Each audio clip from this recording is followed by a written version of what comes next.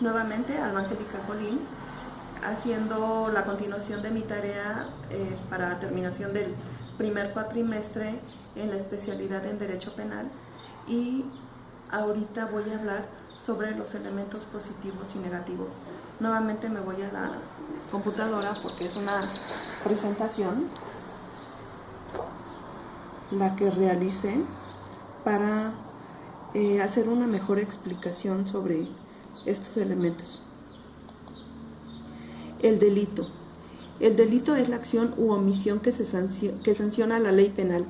Nadie podrá ser sancionado penalmente por la acción o una omisión si éstas no se hallan expresamente previstas como delito por una ley vigente cuando se cometieron, o si la sanción no se encuentra establecida, obviamente no se tomará como un delito. Para esto, debo hacer mención que nuestro Código Penal del Estado de Morelos viene plasmado en el artículo 1 y en el Código Penal Federal lo podemos encontrar en el artículo número 7. Empezamos con los elementos positivos del delito, que son conducta, tipicidad, antijuricidad, culpabilidad, imputabilidad, condición objetiva y punibilidad. Entramos a describir cada uno de ellos. La conducta es un comportamiento humano voluntario, activo o negativo que produce un resultado. Sus elementos son: la voluntad es querer por parte del sujeto activo de cometer un delito, propiamente la intención.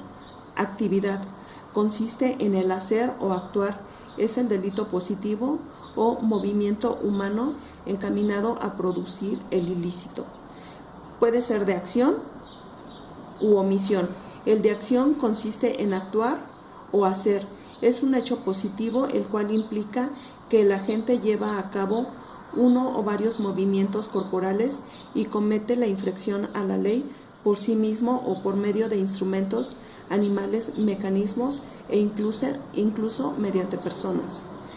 Puede ser de omisión, que consiste en realizar la conducta típica con abstención de actuar, esto es, no hacer o dejar de hacer. Aquí en la omisión nos encontramos con la omisión simple, que consiste en no hacer lo que se debe hacer, ya sea voluntario o imprudencialmente, con lo cual se produce un delito, aunque no vaya un resultado, de modo que infringe una norma preceptiva. La comisión por omisión es un no hacer voluntario imprudencial, cuya abstención produce un resultado material y se infringe una norma preceptiva y otra prohibitiva. Los elementos de la omisión son la voluntad, actividad, resultado y nexo causal. De aquí nos vamos a la tipicidad, que es la adecuación de la conducta al tipo penal. La acción típica es solo aquella que se acomoda a la descripción objetiva, aunque saturada a veces de referencia a elementos normativos y subjetivos del injusto de la conducta, que generalmente se reputa delictuosa por violar en la generalidad de los casos un precepto, una norma penalmente protegida.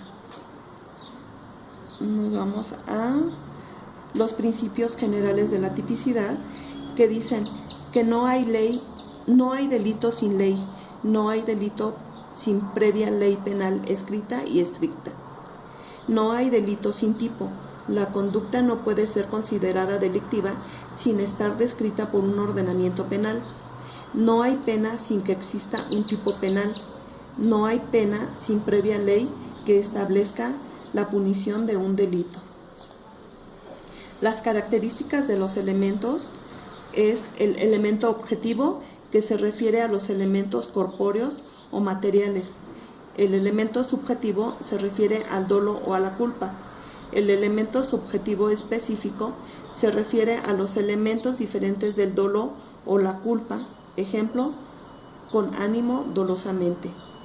Elemento normativo se refiere a aquellos que requieren una explicación jurídica. De aquí yo quiero hacer un comentario con respecto a la tipicidad, yo de cierta manera decía que es el tipo y la tipicidad, que si venían siendo lo mismo. Encontré que el tipo es la descripción de una conducta que está plasmada en la ley. Por ejemplo, el que comete el delito de homicidio, el que priva la vida a otro. La tipicidad es la adecuación de la conducta a lo que dice el tipo penal, es decir, si una persona de manera dolosa priva de la vida a alguien más, su conducta se está adecuando a lo que dice el tipo. Me sigo con lo que es la antijuricidad. La antijuricidad se puede considerar como un elemento positivo del delito, es decir, dando una conducta es antijuricidad, se considerará como un delito. Para que la conducta de un ser humano sea delictiva, debe contravenir las normas penales, es decir, ha de ser antijurídica. Es lo contrario a derecho. El ámbito penal precisamente radica en contrariar lo establecido en la norma jurídica. Las clases de antijuricidad es material, que es propiamente lo contrario a derecho, por cuanto hace la afectación genérica hacia la colectividad, y formal, que es la violación de una norma emanada del Estado. La culpabilidad es la relación directa que existe entre la voluntad y el conocimiento del hecho con la conducta realizada. La culpabilidad es el elemento subjetivo del delito y el eslabón que asocia lo material del acontecimiento típico y antijurídico con la subjetividad del autor de la conducta. Grados de tipo de la culpabilidad: puede ser dolo, que es cuando se causa intencionalmente el resultado típico, o la culpa, que ocurre cuando ésta causa daño sin la intención. La imputabilidad es la capacidad de querer y entender en el campo del derecho penal. Querer es estar en condiciones de aceptar o realizar algo voluntariamente, y entender es tener la capacidad mental y la edad biológica para desplegar esa decisión.